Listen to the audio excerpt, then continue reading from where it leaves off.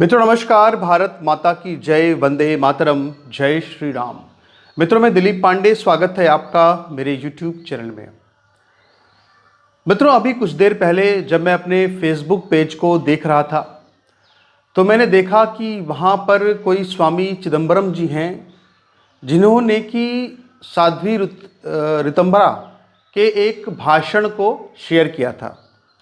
मैंने उस भाषण को शेयर किया अपने पेज पर, लेकिन मैंने ये लिखते हुए उस साध्वी ऋतंभरा के भाषण को शेयर किया कि जो साध्वी ऋतंभरा हैं वो धर्म के पद पर बैठी हुई हैं और धर्म सत्ता हमारे यहाँ हमेशा राज सत्ता से ऊंची है और इसीलिए साध्वी ऋतंभरा को फटकार लगाते हुए मोदी से ये पूछना चाहिए था कि आखिर ये जो यूजीसी रेगुलेशन लाया गया है इसमें आखिर मुसलमानों को 60% मुस्लिम ओबीसी को कवच क्यों दिया गया है।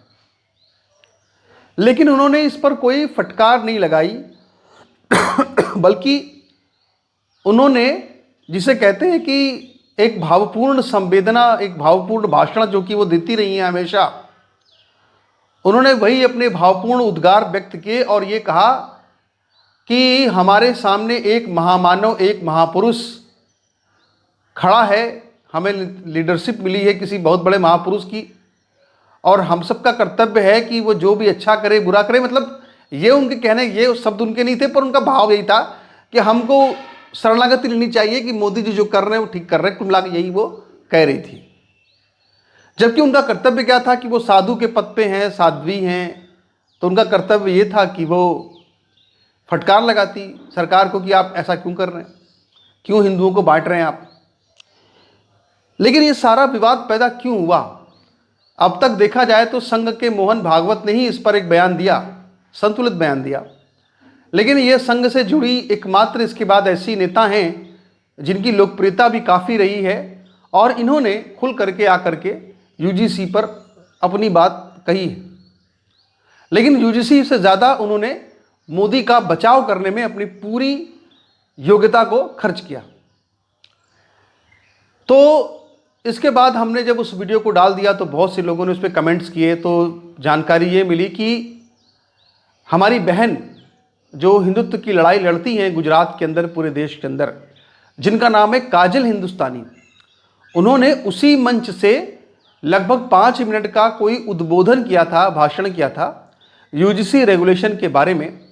और उसी रेगुलेशन के बारे में जो उन्होंने खरी खरी मोदी को सुनाई काजल हिंदुस्तानी ने उतने बड़े मंच से, उसी से व्यथित होकर के, दुखित होकर के मोदी जी के प्रति अपने भावपूर्ण उद्गार व्यक्त किए साध्वी ऋतंभरा जी ने, एक तरह से अपील करते हुए कि आप सब लोग मोदी के साथ खड़े रहें, कहीं मोदी को छोड़ के जाने की ज़रूरत नहीं है, मोदी के ऊपर संदेह करने की ज़रूरत नहीं है। तो मैंने पहले भी काजल हिंदुस्तानी का वो पूरा भाषण सुना भी हुआ था, उन्होंने अपने ट्विटर पर उसको अपलोड भी किया है। तो उसमें उन्होंने जो प्रमुख तौर पर बातें कही थी वो मैं आपको यहाँ पे बताना चाहता हूँ कि दरअसल ये सारे लोग वहाँ पर जो थे, ये उस मंच पर वो सारे वो लोग हैं जो मोदी की अंधभक्ति में डूबे हुए लोग हैं। मतलब अगर मोदी ऑपरेशन सिंदूर में सोफिया कुरैशी से प्रेस कॉन्फ्रेंस करवाएं, वो सेना का फैसला नहीं था। अगर सेना का फैसला होता तो जो भी उस वक्त पूरे युद्ध को देख रहे अधिकारी होते वो करते प्रेस कॉन्फ्रेंस, सीनियर्स करते, पर जूनियर से कराई गई, सोफिया कुरैशी से कराई गई। यानी एक तरफ सोफिया कुरैशी प्रेस कॉन्फ्रेंस कर रही थी हिंदुस्तान से और पाकिस्तान से भी एक मुसलमान कोई अहमद परवेज रजा, क्या उसका नाम, वो प्रवक्ता उनका जो है उसका नाम मैं भूल रहा हूँ, पाकिस्तान का सेना का ISPR है, वो वहाँ से प्रेस कॉन्फ्रेंस कर रहा था। तो भारत से भी एक मुसलमान प्रेस कॉन्फ्रेंस कर रहा था, पाकिस्तान से भी एक मुसलमान प्रेस कॉन्फ्रेंस कर रहा था।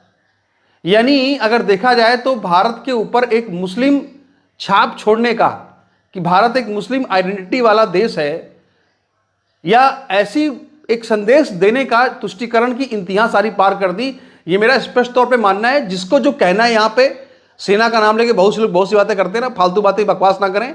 सेना में तुष्टीकरण नहीं होना चाहिए जो मोदी कर रहे हैं। पहली बात तो ये उन्होंने वहां पर किया। तो ये जितना भी वो कुछ कर रहे हैं, जो भी गंध फैलाएं मोदी जी, वो सब गंध जो है इनको खुशबू लगती है कि वो कोई गुलाब के फूल की, केवड़े के इत्र की तरह इनको खुशबू लगती है। तो ये सब अंधभक्त हैं। और इन अंधभक्तों के मंच पर काजल सिंगला, जो कि सच्ची हिंदू राष्ट्रवादी मैं मानता हूं, काजल हिंदुस्तानी जो कि सिर्फ जबानी जमा खर्च नहीं, जाकर जमीन पर काम करने वाली, जमीन पर जाकर के सबके साथ खड़े होकर के पीड़ितों के साथ में हिंदुओं के लिए काम करने वाली एक तेजस्वी नारी, एक तेजस्वी मां समान है, जो कि इतना बड़ा काम अपने हाथों में लेके काम कर रही है। और वो जो पीड़ा उनके वाणी से निकलती है, वो पीड़ा वो जाहिर भी करती है कि उन्होंने किस तरह का काम किया है समाज के लिए। तो वहां पे काजल हिंदुस्तानी जो थी, वहां पे मोदी के अंधभक्तों के मंच पर उनको बोलने का मौका मिल गया। तो 4 मिनट वो अपनी बात रख पाई, 5 मिनट, इसके बाद बीच में ही उनको रोक दिया गया। जैसा कि साध्वी रितंबरा अपने भाषण में कहती भी हैं कि धन्य हो कि स्वामी चिदम्बरम जी जो है वो माइक लेकर के और बात को संभाल लिया। ऐसा कह भी नहीं है, मतलब बिल्कुल सही नहीं जा रही थी, जो सच्ची बात, खरी खरी बात थी, वो बिल्कुल उनको सही नहीं जा रही थी। इसीलिए वो इस पर उन्होंने फिर रुदन किया। तो काजल सिंगला ने क्या गलत कहा था? मैं काजल सिंगला ने जो बोला है, मैंने उसको नोट किया है। काजल सिंगला ने यह कहा कि राजा का एक गलत फैसला हिंदू जनता को तोड़ रहा है। इसमें क्या क्या गलती बात कही काजल हिंदुस्तानी ने? सही कहा। और सिर्फ एक फैसला नहीं, उन्होंने बाद में ये गिनाया कि एक फैसले की बात नहीं है। उन्होंने कहा कि किस तरह संकेतों में कि अंबेडकरवाद, जो कि एक ऐसी विचारधारा है जो 22 प्रतिज्ञाओं को लेती है, जो भारतीय संस्कृति पर कुठाराघात है, भारत के सभी शास्त्रों पर कुठाराघात है। तो वो कह रहे हैं कि ब्राह्मणों की कब्र खुदेगी, तिलक तराजू तलवार इनको मारो जूते चार। ये बात कोई क्यों कहेगा इस देश के अंदर, और उस पर कार्रवाई क्यों नहीं होती? ये बात काजल हिंदुस्तानी ने कही, एकदम सही कहा। इसमें क्या दिक्कत है? उन्होंने ये कहा, इसके बाद उस पूरे मंच पर जो सारे के सारे अंधभक्त बैठे हुए थे, उनसे ये कहा कि जिस तरह से जब द्रौपदी का चीरहरण हो रहा था, तो भीष्म पितामह इत्यादि इत्यादि लोग जो उस समय किसी विवशता से, मजबूरी से, कितना सही तुलना किया है आप देखिए, बहुत अच्छी तुलना की है। जैसे भीष्म पितामह थे या द्रोणाचार्य थे, सभी लोग क्या थे कि अन्न से बंध गए, उस सत्ता के सिंहासन से बंध गए, वेतन भोगी थे, उस अन्न से बंध गए जो हस्तिनापुर के सम्राट उनको दे रहे थे, और एक कवच उनको प्रतिज्ञा वैसी ली हुई थी भाई की रक्षा करनी है। तो बिल्कुल सेम वही विवशता जो भीष्म पितामह की थी, आज वैसे ही विवशता जो है कुछ और लोगों की भी है, जो कि वैसे बड़े प्रभावशाली हैं पर सत्ता के करीब हैं, और सत्ता की मलाई उनको मिल रही होगी शायद, इसीलिए वो आज मोदी का विरोध नहीं कर रहे हैं। तो बहुत अच्छी तुलना करते हुए काजल हिंदुस्तानी ने ये कहा कि यूजीसी की रेगुलेशन का अगर विरोध नहीं किया जा रहा है, तो ये वैसे ही है जैसे कि भीष्म पितामह द्रोणाचार्य ने किया, और बाद में उनको उसका दंड भी, या उसको बाद में उसका जो गलत जो दंड था वो पूरे हस्तिनापुर को भुगतना पड़ा। बिल्कुल सही तुलना करी। उन्होंने मांग करी कि भाई कॉलेज में चुनाव पर रोक लगाओ, और अगर ये रोक लगेगी तो इस तरह के नारे बंद हो जाएंगे, राजनीति बंद हो जाएगी। और उन्होंने एक बहुत बड़ी बात ये कही कि चुनाव से पहले कहते हैं कि बटोगे तो कटोगे, एक हैं तो सेफ हैं, और इसके बाद वो ये होता है कि इन्हीं को काटो इन्हीं को बांटो।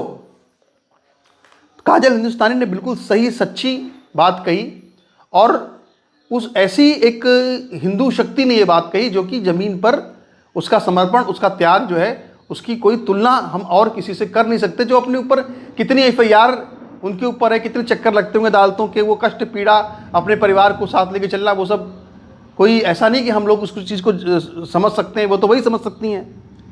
लेकिन आप देखिए, उनको ये सच्ची बातें जो थी, वहाँ पे जो अंधभक्त थे वो उन बातों को वो सह नहीं पाए, उन बातों को झेल नहीं पाए। और इसीलिए फिर इसके बाद वहाँ पे साध्वी रितंबरा जी, इसके बाद उन्होंने माइक संभाला, जब भी माइक संभाला बाद में, तो उन्होंने काउंटर किया। और जो काउंटर किया उसमें उन्होंने क्या काउंटर किया?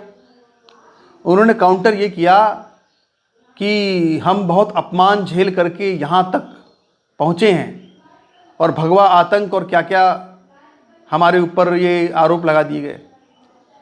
तो इसका मतलब तो ये है ना कि उस वक्त देश में एक ऐसा माहौल बन गया था कि जहाँ पर हिंदुओं के लिए सांस लेना मुश्किल हो गया था, जहाँ पे कांग्रेस पार्टी यूपीए के राज में ऐसा लग रहा था जैसे समंदर में किसी या पानी में किसी का सर जो है वो बाल से पकड़कर डुबो दिया जाए। सांस लेने की इतनी तीव्र इच्छा हो कि व्यक्ति अपने सिर को उस पानी से बाहर निकालने के लिए पूरा जोर लगा दे। वैसी स्थिति उस वक्त हिंदुओं की हो गई थी। तो फिर साध्वी रितंबरा जी इस बात को भी मानिए कि उस वक्त मोदी की जगह कोई भी होता अगर, तो वो प्रधानमंत्री बनता, क्योंकि उस वक्त देश में ऐसा माहौल था। इसको भी स्वीकार कीजिए, आपके भाषण में लिखा हुआ है। आगे उन्होंने कहा कि अपने गंदे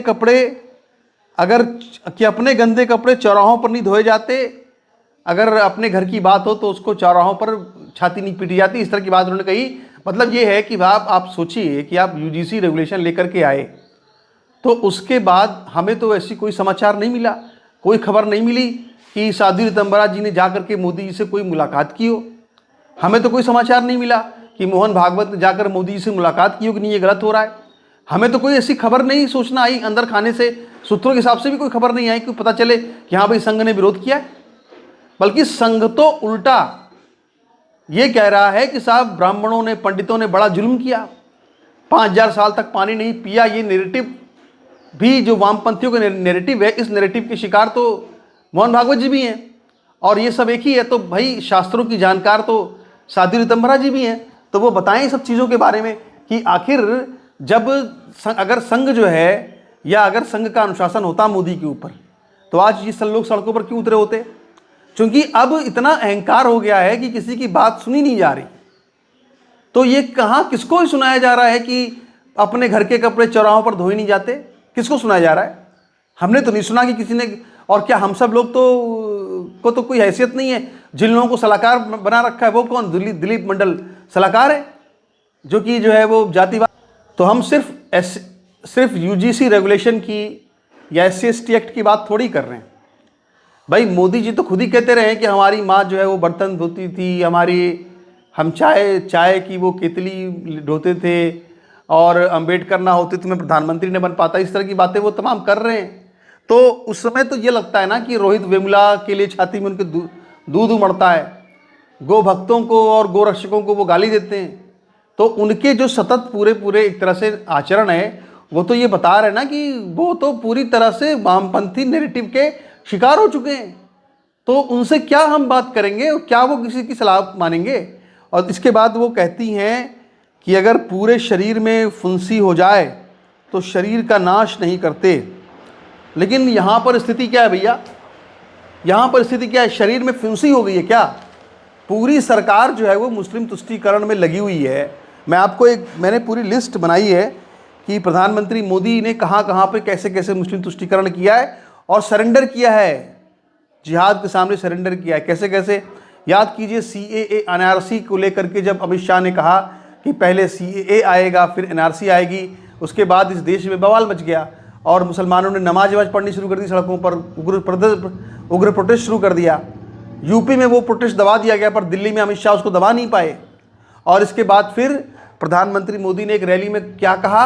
कौन सा NRC, कौन सा CAA भाई, किस NRC? मतलब उन्हीं की सरकार जो है मोदी की, वो CAA NRC लेके आ रही थी और कह रहे थे हम घुसपैठियों को भगाएंगे, और वही सरकार जो है अचानक से कह रही है, मोदी जी कह रहे हैं किस NRC की बात कर रहे हैं आप, किस CAA की बात कर रहे हैं? गजनी बन गए मोदी जी। ये सरेंडर है, सरेंडर। घुसपैठियों के सामने सरेंडर है। अपने कार्यकर्ताओं को आपने मरवाया है बंगाल, केरल में, आज भी मरवा रहे हैं आप भाजपा कार्यकर्ताओं को, और उस पर आपने कभी कुछ करते ही नहीं है। दूसरा, ऑपरेशन सिंदूर रोक करके आपने वही गलती की जो कि, और रोक क्या कहेंगे, वो तो कहते हैं जारी है, जारी जारी, तो हमको कहीं दिखता नहीं है। लेकिन उस सिंदूर को रोक करके आपने पाकिस्तान की बात मान ली। मतलब पाकिस्तान के किसी अफसर ने आपको फ़ोन कर दिया, सेना के अफसर ने, भाई के बहुत पिट गए, अब छोड़ दो, तो आपने छोड़ दिया। तो आप में, और फिर किस उसकी हम बात करते थे कि साहब पृथ्वीराज चौहान ने गलती करी, ये करी, वो करी, दुश्मन को छूना नहीं चाहिए था, तो आपने भी तो वही टैग ले लिया अपने ऊपर। तीसरा, हर साल UPSC में 50 से ज़्यादा मुस्लिम अफसर जो है वो सिलेक्ट हो रहे हैं। क्यों सिलेक्ट हो रहे हैं भाई? 1983 में जो आंकड़ा 3% था, वो आपकी सरकार में 6% कैसे हो गया है? ये आपकी तुष्टीकरण है। घर वापसी का कानून आप तक अपने कोई नहीं बनाया, आपने घर वापसी कैसे होगी, आपने कोई रास्ता प्रशस्त नहीं किया। इसके अलावा लव जिहाद पर आप कोई कानून लेकर नहीं आए। सोफिया कुरैशी से आप जो है वो प्रेस कॉन्फ्रेंस करवाते हैं। और सबसे बड़ी बात यह है कि आपने विभिन्न योजनाओं में मुसलमानों को इतना लाभ दिया है कि उनकी जो आय है वो लगातार बढ़ती जा रही है। ऐसे तमाम सर्वे आ रहे हैं जहां उनकी आय बहुत तेज़ी से बढ़ी है और पूरे प्रशासन के ऊपर और लोगों के ऊपर दबाव डाला जाता है कि कोई भी जो योजना आएगी उसमें 25% लाभ तो इनको देना ही देना है, गोल टोपी को। इस चीज़ को आप, ये आपका तुष्टिकरण है। जामिया मिल्लिया को आप फंड देते हैं, वहाँ से आईएएस निकलते हैं। पसमानदा की रट आप लगाते हैं, आपको वोट एक नहीं मिलता। आप कहते हैं साहब एक हाथ में कंप्यूटर एक हाथ में कुरान। तो आपका तो फिर कुल मिला के बात वही है कि ना तो आप पाकिस्तान को पूरी तरह से ख़त्म कर पाए, पाकिस्तान में भी आपने ऑपरेशन सिंदूर को बीच में छोड़ दिया, और यहाँ पर जो इंटरनल जिहाद चल रहा था उस इंटरनल जिहाद को भी आप रोक नहीं पाए, बल्कि आपने अंबेडकरवाद के नाम पर जो एक नई पौध पैदा हुई है जो कि जहर बोरी समाज के अंदर, वो आपने एक और देश में तनाव खड़ा कर दिया। तो फिर आपने क्या अच्छा काम किया। अब रही सोई सब लोग कहते हैं साहब राम मंदिर बनवा दिया। हम कहते हैं राम मंदिर, अगर प्रधानमंत्री मोदी कोई विधेयक लेके आए होते संसद के अंदर, कोई बिल लेके आए होते, कोई अध्यादेश लेके आए होते कि भाई काशी अयोध्या काशी मथुरा तीनों बनाएंगे, तब तो हम मानते हैं उनको क्रेडिट था। लेकिन जब सुप्रीम कोर्ट से बन के आया है तो हम सिर्फ ये कह सकते हैं कि वो क्रेडिट की मलाई खा रहे हैं। बस उन्होंने उद्घाटन किया है, उसकी मलाई वो खा रहे हैं। बाकी जो सारा संघर्ष है वो सारे 500 सालों से तो संघर्ष किसने किसने किया वो सबको नाम पता है। दीनानाथ पांडे अयोध्या में, दिग्विजयनाथ जो कि राजपूत थे यहाँ पे जिन्होंने मूर्तियाँ रखवाई, तो आप तो बस उसकी मलाई खाने के लिए पैदा हुए थे। आपने क्या किया। इसीलिए ये सब भावुकतापूर्ण बातें जो साध्वी ऋतंबरा कर रही हैं उनको नहीं करनी चाहिए। उनको चाहिए कि वो धर्म सत्ता में बैठी हैं, राज्य सत्ता उनसे छोटी है, उनको फटकार लगानी चाहिए। लेकिन वो फटकार लगाने में पूरी तरह से नाकाम साबित हुई, बल्कि अब जो वो आचरण कर रही है इससे उनका सम्मान घटेगा। उनको ऐसा नहीं करना चाहिए। तो आपके इस पर क्या विचार है, अपने विचार रखिएगा। नमस्कार, धन्यवाद।